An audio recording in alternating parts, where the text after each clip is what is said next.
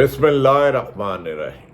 السلام علیکم ناظرین، میں ہوں شہری عارف حمید بھٹی، لاہور سے مختلف خبروں کے ساتھ پاکستان کے سیاسی منظر کے پس منظر پر بھی تھوڑی سی روشنی ڈالیں گے۔ آج ناظرین، پاکستان تحریک انصاف نے 15 اکتوبر کو اسلام آباد کے ٹی چوک میں احتجاج کا اعلان کر دیا۔ Pakistan Tehreek Insaf P T I نے ڈی چوک اسلام آباد میں 15 اکتوبر کو احتجاج کا اعلان کر دیا۔ 15 اکتوبر کو ڈی چوک کے احتجاج کی تیاریوں کے پیش نظر حکمت عملی بناتے ہوئے پیش نظر پنجاب کے اضلاع میں احتجاج باقی ضلعوں میں جو مختلف اضلاع میں ہو رہا تھا، جنہیں پورے پاکستان میں پھیلا دیا گیا تھا، اسے فوری طور پر ملتوی کر دیا گیا ہے اور پاکستان تحریک انصاف کو بانی P T I Imran Khan کی جانب سے پیغام دیا گیا ہے کہ پورے ملک سے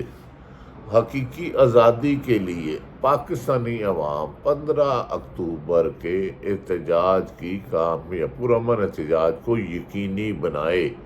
تحریک انصاف کو خدشہ تھا کہ عمران خان کے لیے جیل میں ناروا سلوک کیا جا رہا ہے، جس سے ان کی ملاقات بند کی گئی ہے، لیکن وقت نے عمران خان کو ایسی کامیابیاں عطا کی کہ اب حکومت جاتے جاتے بظاہر ایسا لگتا ہے جا رہی ہے کہ عمران خان کو سکرو کرنے کے لیے، خرید و فروخت کے لیے سختیاں اور مزید مظالم ڈھا رہی ہے۔ پولیس کو ایسا بنا دیا گیا ہے کہ پولیس جب چاہتی ہے کسی کے گھر میں چھاپا مارتی ہے اور وہ اس کے گھر سے پیسہ، سونا اور دیگر سامان لوٹ لیتی ہے۔ پی ٹی آئی کے مطابق پیسہ سونا لوٹ لیتی ہے، چاہے کوئی مطلوبہ شخص گھر میں ہو نہ ہو۔ اس پر پی ٹی آئی کی کور کمیٹی نے 3 روز طویل مشاورت کی اور کہا، ایک تو عمران خان کی جان کو خطرہ ہے، دوسرا پاکستان تحریک انصاف کے اراکین پر حکومت اور پولیس مل کر ایسے مظالم بنا رہی ہے اور اس آڑ میں وہ آئینی ترمیم کر سکتی ہے۔ وکلاء پہلے ہی حکومت کے خلاف سراپائے احتجاج بن چکے ہیں۔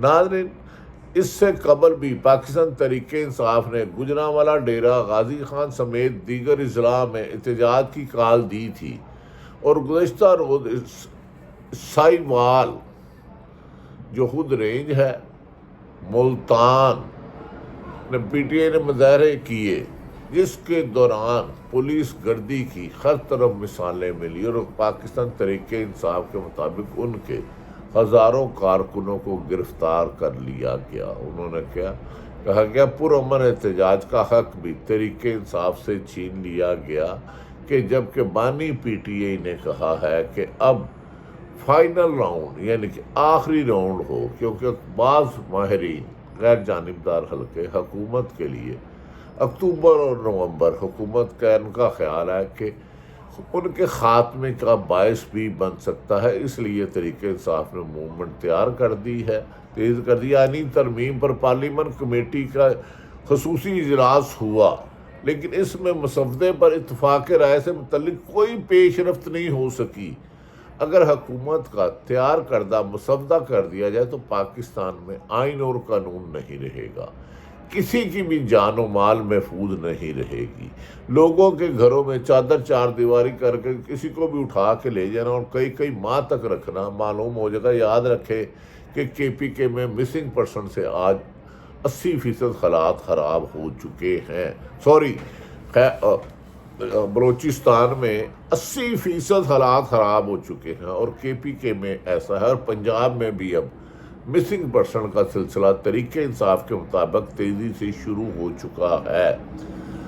ناظرین، کمیٹی کے مسودے پر اتفاق رائے سے متعلق میں نے گزارش کیا، جیسے کوئی پیش رفت نہیں ہوئی۔ آج کے اجلاس میں پیپلز پارٹی کے مسودے کے کمیٹی کے سامنے پیش کر دیا گیا، حکومت کی جانب سے بھی مسودہ پیش کیا، لیکن P T I Pakistan Tehreek Insaf نے اس کو نامکمل مسودہ اور ایک دھوکہ قرار دیا۔ انہوں نے کہا جو حکومت مذاکرات میں بد نیتی کا مظاہرہ کر رہی ہے، اصل مسودہ بھی نہیں دے رہی۔ مولانا فضل الرحمان بھی اسی خدشے کا اظہار کر چکے ہیں، وکلاء کی اکثریت بھی کر چکی ہے، ماں سوائے کہ ایک جو اعظم نذیر تارڑ واقعی ضرور ان کے جو ساتھی ہیں، ان کے جو ساتھ رہنے والے ہیں، باقی وکلاء کی اکثریت آئینی ماہرین حکومت کے اس آئینی ترمیم کے مسودے کو مسترد کر چکی ہے۔ بیرسٹر گوہر نے کہا کہ حکومت نے صرف وکلاء سے پیش کردہ تجاویز کمیٹی کو دی ہے۔ حکومت نے صرف وکلاء سے پیش کردہ، کیونکہ وہ بھی اپنے گروپ، جو اصل وکلاء کی اکثریت ہے، جس کی ملک میں 90% اکثریت ہے، ان کو نظر انداز کیا جا رہا ہے۔ اور جو تجاویز کمیٹی مسودہ دی ہے، ابھی تک اسے سامنے نہیں لایا جا رہا۔ مختلف لوگوں کو، مختلف سیاسی جماعتوں کو مختلف مسودے دکھائے جا رہے ہیں۔ کیا آئینی ترمیم میں بھی دھوکے کی سازش کی بو آ رہی ہے؟ پاکستان تحریک انصاف نے اپنی تجاویز اسی صورت میں دے گی جب حکومت اصل مسودہ سامنے لائے گی، کیونکہ حکومت کی بدنیتی اور جبر بتا رہا ہے کہ وہ ملک میں آئین کو ختم کر کے بنانا ریپبلک بنا کر گاڈ فادر اور سیسلن مافیا کا طرز انداز سے حکومت چلانا چاہتے ہیں۔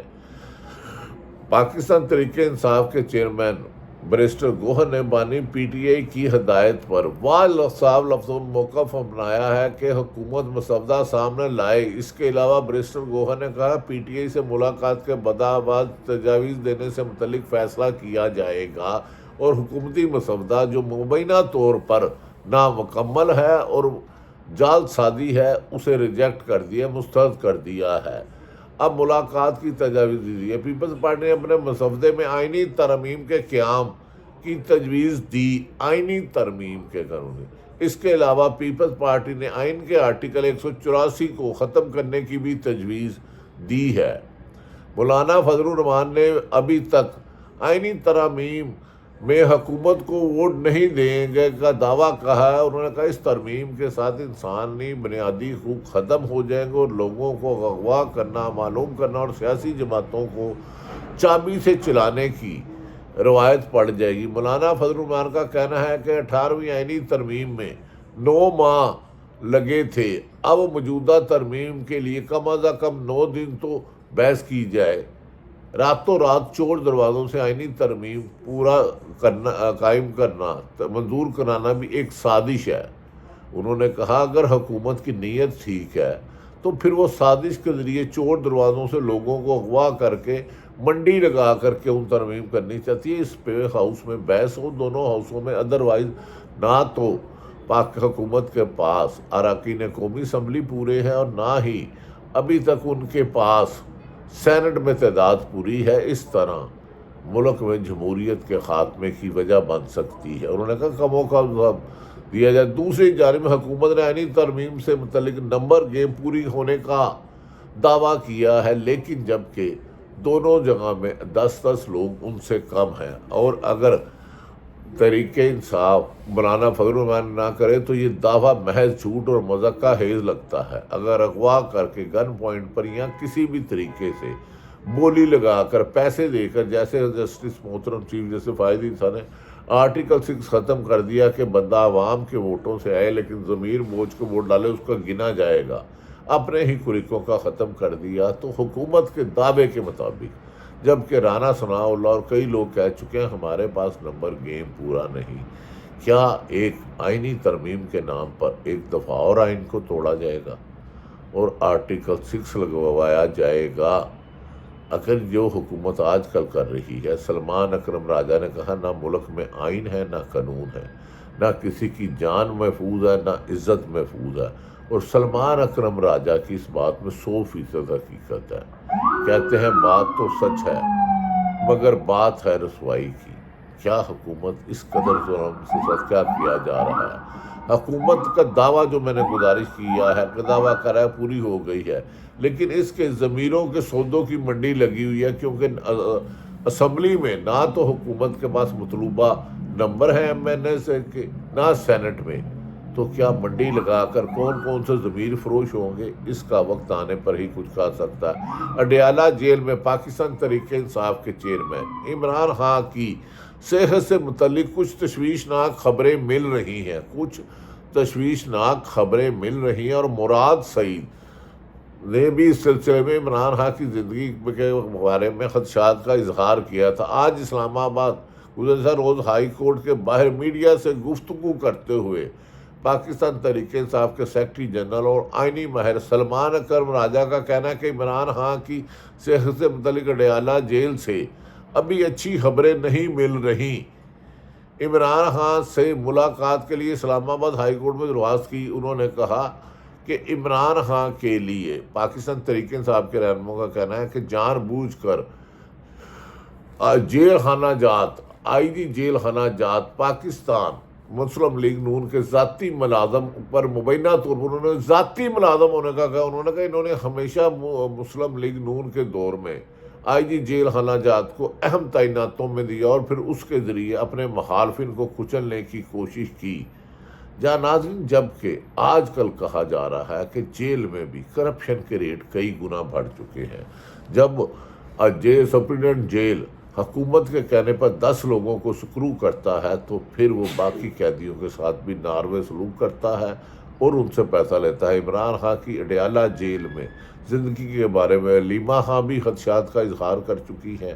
سلمان اکرم راجہ، عمر ایوب، مراد سعید اور دیگر قیادت ہے، شاید اسی لیے ان سے ملاقات پر پابندی ہے۔ اب کیا ہو رہا ہے یہ جیل جانتی ہے یا جیل بھجوانے والے جانتے ہیں، لیکن جیل ذرائع نے بھی اس پر خدشات کا اظہار کیا ہے۔ عمران خان سے ملاقات کے لیے اسلام آباد ہائی کورٹ میں درخواست دائر کی گئی تھی، لیکن چیف جسٹس اسلام آباد ہائی کورٹ نے جو عامر فاروق صاحب ہیں، انہوں نے تو ہمیشہ عمران خان کے لیے مشکلات میں ہی اضافہ کیا۔ تحریک انصاف ان پر عدم اعتماد بھی کر چکی ہے۔ جب درخواست دائر کی تو چیف اسلام آباد ہائی کورٹ نے یہ درخواست منظور نہیں کی اور 17 اکتوبر کے بعد روٹین میں ملاقات کرانے کی ہدایت کی، جبکہ عدالت کا ہی حکم ہے کہ عمران خان کو ہر 2 ہفتے میں 2 مرتبہ ملاقات کرائی جائے۔ ایک ملک میں 2 قانون، ایک ہی کیس 2 فیصلے، ایک ہی کیس 2 طریقہ کار۔ چیف جسٹس اسلام آباد ہائی کورٹ کے بعد فیصلے میں اسد طور، حسنات ملک، ثاقب بشیر اور دیگر حیران ہیں کہ پاکستان میں کبھی اس طرح مذاق نہیں ہوا۔